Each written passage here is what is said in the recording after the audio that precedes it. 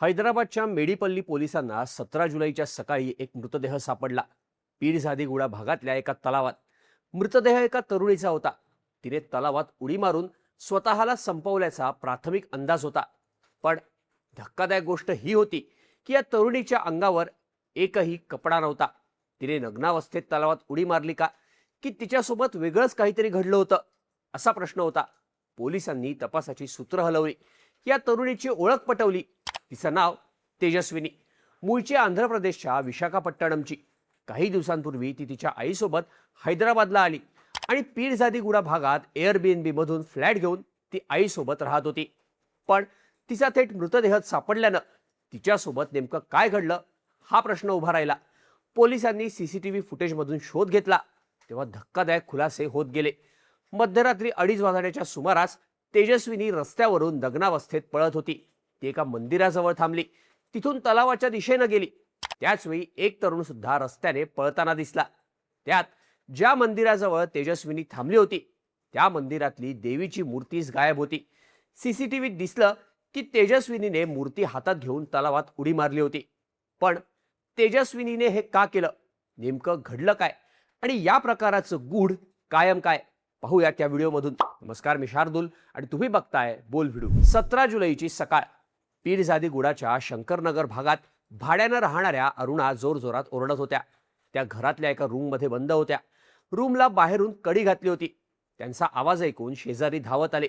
त्यांनी अरुणा यांना बाहेर काढलं. अरुणा आधी सगळ्या घरात फिरल्या, पण त्यांना कुठेच त्यांची मुलगी तेजस्विनी दिसली नाही. त्यांनी शेजाऱ्यांच्या मदतीनं जवळचं मेडीपल्ली पोलीस स्टेशन गाठलं. 25 वर्षीय मुलगी बेपत्ता असल्याची तक्रार दिली. पोलिसांनी शोध सुरू केला, जो थांबला पीरझादीगुडा भागातल्या एका तलावापाशी. तो तलाव ज्यात एका तरुणीचा मृतदेह होता, नग्नावस्थेतला. पोलिसांनी मृतदेह हॉस्पिटलमध्ये नेला. अरुणा यांनी तक्रारीत नमूद केलेलं मुलीचं वय, वर्णन आणि मृतदेहाचं वय जवळपास सारखंच होतं. त्यामुळे पोलिसांनी अरुणा यांना हॉस्पिटलमध्ये नेलं. त्यांनी मृतदेहाची ओळख पटवली आणि हा मृतदेह तेजस्विनीचाच आहे असं सांगितलं. आता सुरू झाला शोध. घर ते तलाव. तेजस्विनी सोबत काय घडलं आणि त्याआधी सुद्धा तेजस्विनी सोबत काय घडलं होतं. तेजस्विनी मूळची विशाखापट्टणमची. सॉफ्टवेअर इंजिनियर होती.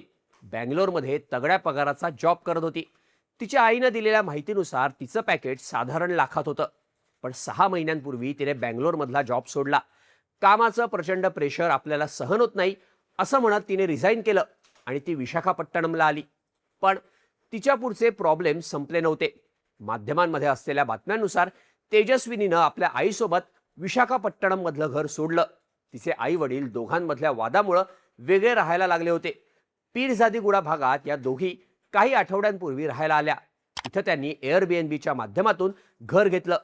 बातम्यांनुसार ह्या घराचं भाडं दिवसाला 3,500 रुपये होतं. या मायलेकीच इथे राहत होत्या. गुरुवारी 16 तारखेच्या संध्याकाळी या दोघी घरातून बाहेर पडल्या आणि आजूबाजूच्या भागात कुठे भाड्यानं घर मिळतंय का हे पाहिलं. काही घरं पाहून चौकशी सुद्धा केली. अरुणा यांनी पोलिसांना दिलेल्या माहितीनुसार रात्री घरी आल्यावर या मायलेकींमध्ये भांडण झालं. त्यानंतर सकाळी अरुणा उठल्या तेव्हा त्यांच्या बेडरूमच्या दाराला बाहेरून कडी लावण्यात आली होती. या दोघींमध्ये झालेल्या वादातून तेजस्विनी आपल्या आईला कोंडून बाहेर पडली होती. त्यानंतर पोलिसांनी शोध सुरू केला तेव्हा त्यांनी आजूबाजूच्या भागातले सीसीटीव्ही चेक केले. तर मध्यरात्री 2:30 वाजता तेजस्विनी घराजवळच्या रस्त्यावर पळताना दिसली. त्यावेळी तिच्या अंगावर कपडे नव्हते. त्याच अवस्थेत ती अगदी जीव खाऊन पळत होती. ती आधी थांबली एका मंदिराच्या जवळ. मंदिरामधून तिने काहीतरी उचललं असावं, कारण पुढच्या सीसीटीव्हीमध्ये तिच्या हातात साडीसारखं कापड दिसत होतं. पण मध्यरात्री एक तरुणी नग्नावस्थेत फिरतेय हे पाहून पोलिसांना वेगळाच संशय आला. तिचा कोणी पाठलाग करत होतं का, या बाजूनं पोलिसांनी तपास करायला सुरुवात केली. तेव्हा त्यांना सीसीटीव्हीमध्ये एक तरुण दिसला. तो सुद्धा पळून जाताना. पोलिसांनी या तरुणाचा शोध घेतला. त्याला चौकशीसाठी ताब्यात सुद्धा घेतलं. पण त्याने चौकशीत सांगितलं की मी रात्री घराबाहेर बसलो होतो. अचानक एक तरुणी तशा अवस्थेत पळून जाते हे बघून मला भीती वाटली, त्यामुळेच मी पळत सुटलो. मग पोलिसांनी तेजस्विनी पीरझादीगुडा तलावापर्यंत कशी पोहोचली याचा तपास करायला सुरुवात केली. त्यावेळी ते एका मंदिरापाशी थांबल्याचं दिसलं. त्यामुळे मेडीपल्ली पोलिसांनी त्या मंदिराची पाहणी केली. अत्यंत छोटं मंदिर, अम्मावारू मंदिर. इथं देवीची एक छोटी मूर्ती होती. जेव्हा पोलीस इथे पोहोचले तेव्हा त्यांना दिसलं की देवीची मूर्तीच गायब आहे. मग सीसीटीव्ही मध्ये दिसणाऱ्या सगळ्याच घडामोडींचा उलगडा झाला. तेजस्विनी मध्यरात्री 2:25 सुमारास घरातून बाहेर पडली. तीच मुळात नग्नावस्थेत. त्यानंतर ती रस्त्यावर पळत सुटली. त्यानंतर ती त्याच अवस्थेत एका मोठ्या मंदिरात शिरली. देवाच्या समोर प्रार्थना केली. त्यानंतर त्याच्या शेजारीच असलेल्या मंदिराजवळ गेली. तिथून देवीची मूर्ती उचलली आणि मग पीरजादीगुडा तलावाच्या दिशेनं धावत गेली आणि मूर्ती हातात घेऊनच तिने तलावात उडी मारली.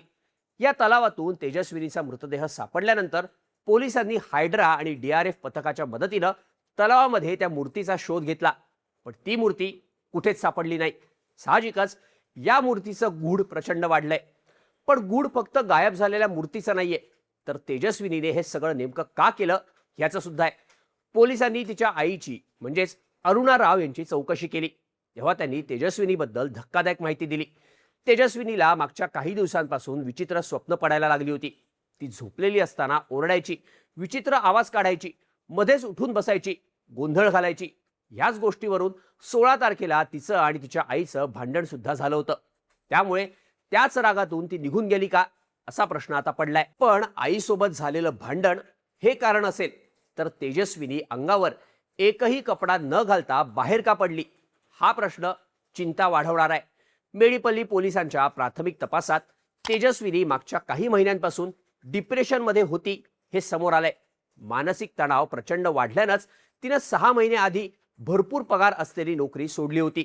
त्यानंतर दुसरीकडे काम न करता ती घरीच होती.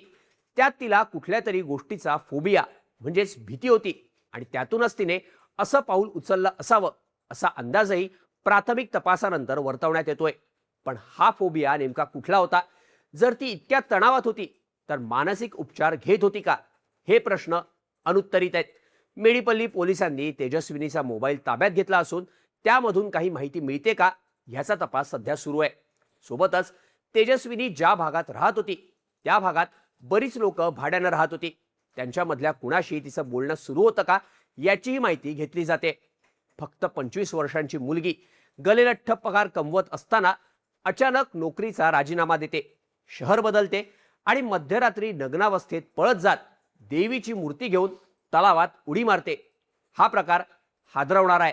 आणि मूर्ती नेमकी कुठं गेली यापेक्षा तेजस्विनीने हे का केलं या प्रश्नाचं गूढ वाढवणारा सुद्धा.